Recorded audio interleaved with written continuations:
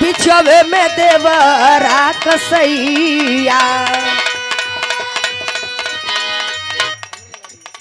अब बिछवे में देवरा कसैया बिछवे में देवरा कसैया जबरन कलैया भैले होरा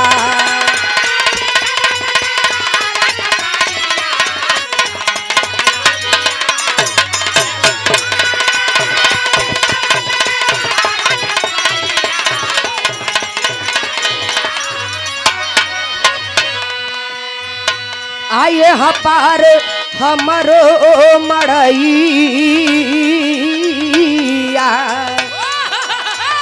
आओ हपार राजा जी के डेरा हो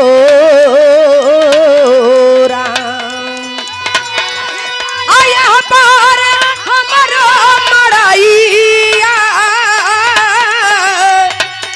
आओ हपार राजा जी के डेरा हो राम तब बिछवे में देवरा कसैया अब बिछवे में देवरा कसैया जबरन कलैया भैले हो राम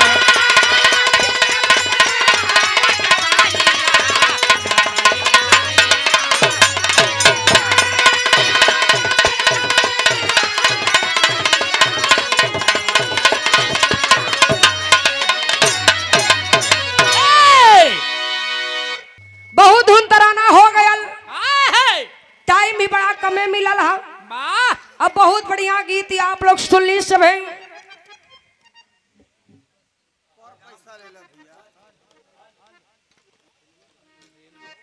बड़े ही सम्मानित आप रमेश कुमार पाल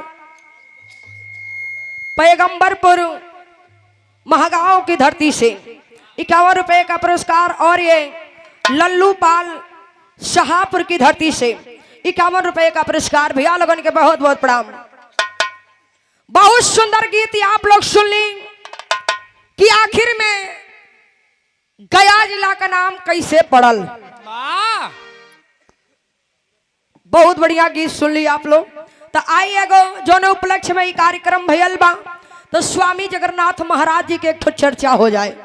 हेलो हेलो एकदम डाउन हो जाता कोरस वालन का तो एकदम डाउन है। मशीन तो आर बढ़िया बा भाई पावर तो कमजोर ना है लैटिए बुता देता कुल कमजोर हो गया तो तनी से बढ़ाए ला मशीन तो आर बढ़िया पावर कम है। Hello hello